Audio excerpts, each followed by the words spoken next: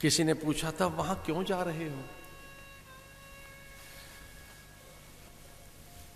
युधिष्ठिर ने एक सुंदर सी बात कही थी कि भगवान भी तो वहीं रहे। अगर आप कभी बद्रीनाथ के दर्शन करने जाएं हिमालय में, तो वहां के साधु ब्राह्मण आचार्यों से पूछना, वहां किसी सुधी और जागरूक किसी व्यक्ति से पूछना कि भगवान कृष्ण ने कितने साल यहां बिताए। भगवान 120 बरस लीलाओं में रहे। भगवान का 120 बरस केवल। भगवान राम का लंबा समय था। भगवान राम ने 11,100 साल तो राज्य किया है। 11,100 बरस। दशरथ ने 10,000 वर्ष राज्य किया था। दशरथ का राज्य 10,000 वर्ष का था। राम ने और 1,100 वर्ष। वो काल गणना कभी समझाएंगे कि त्रेता की काल गणना क्या थी, द्वापर की क्या है। लेकिन 14 बरस भगवान और द्रौपदी बद्रिकाश्रम में रहे। 14 बरस लगातार बद्रीनाथ में रहे भगवान। 14 बरस बद्रीनाथ में। आप कभी 4 दिन जंगल में रहकर आइए, 14 साल नहीं। कभी निर्जन वन में, झील के किनारे, किसी झरने के पास, कभी किसी सरोवर के पास, गुहा और गुफा में न भी सही तो किसी आश्रम में। मेरा आपसे निवेदन है, कभी कभी वर्ष में 2-4 बार आश्रम में आके रहो महात्माओं के पास। हल्के हो जाओगे, सहज हो जाओगे, अवसाद चला जाएगा, निर्द्वंद हो जाओगे, निश्चिंत हो जाओगे, जीवन निरापद अनुभव करोगे। जीवन में अपनी निरापदता है। केवलम ज्ञान मूर्ति, साधु ज्ञान मूर्ति होता है। साधु एक प्रकाश होता है और वह अंधेरा रह नहीं सकता। अरे छोटे से दिए के पास भी अंधेरा भाग जाता है। चलेंगे हम तो वो जंगल में निकल गए थे परीक्षित को राज्य सौंपकर।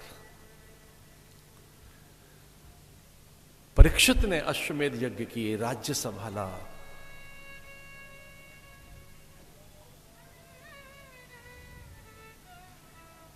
दैव योग से कुछ योग बनना था, नए युग को आना था, द्वापर को जाना था। एक संध्या काल में बहुत बहुत थिन, बहुत बारीक एक रेखा कोई होती नहीं है। वो कुछ एक दो क्षण में भी तो नहीं बांट सकते कि कब संध्या हो गई और कब दोपहर चली गई। आपने देखा सूर्य के डूबने के साथ कुछ पल के अंदर ही अंधकार आने लगता है। भोर में कैसे प्रभात के समय उषा प्रत्युषा पैदा होती है। सूर्य के आगमन के पूर्व किस प्रकार से पौ फट जाती है, कैसे प्रकाश अपने आगमन की सूचना देने लगता है, वैसे ही पंछी जैसे चहचहाने लगते हैं, वैसे ही हमारे मन को भी आहट लगने लगती है। वैसे ही जैसे ब्रह्म मुहूर्त में कुमुदनी खिलने लगेगी, पंछी चहचहाने लगेंगे, वो कलरव करने लगते हैं हंस। सुधीजन स्वस्ति वाचन मंगलाचरण करने लगते हैं। वेद पाठी ये वेदाभ्यास करने लगते हैं। मुझे तो आज ही पता लगा, हमारे बटुक ये जो बैठे हैं ब्रह्मचारी हमारे सामने, आज ही पता लगा ये ब्रह्म मुहूर्त में जगकर वेद का अभ्यास करते हैं। शीतकाल के कारण मैंने कहा थोड़ा देरी से आना, पर उन्होंने कहा कि भले ही कभी बुलाओ, हम तो 4 बजे जगकर वेद पाठ आरंभ कर देते हैं।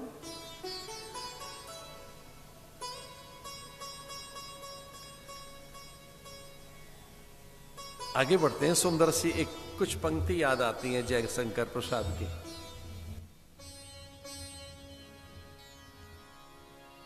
बीती विभावरी जागरी, बीती विभावरी जागरी,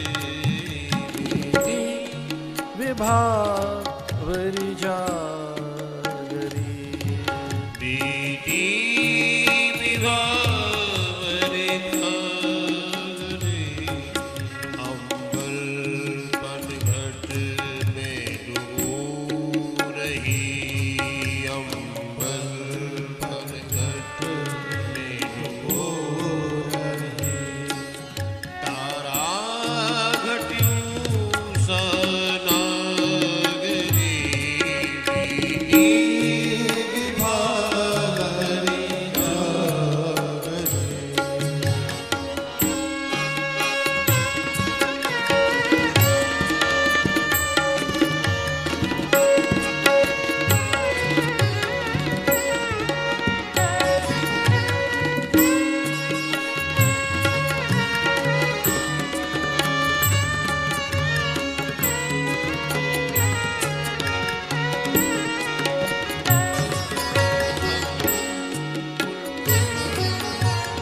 बोल रहा किसने कंचन डोल रहा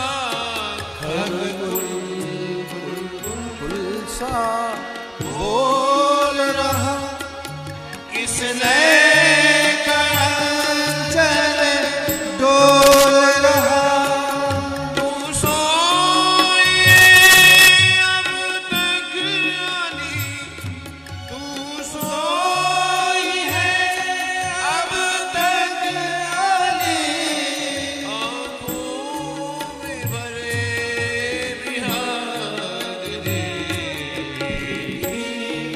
विभावरी बीती विभावरी जागरी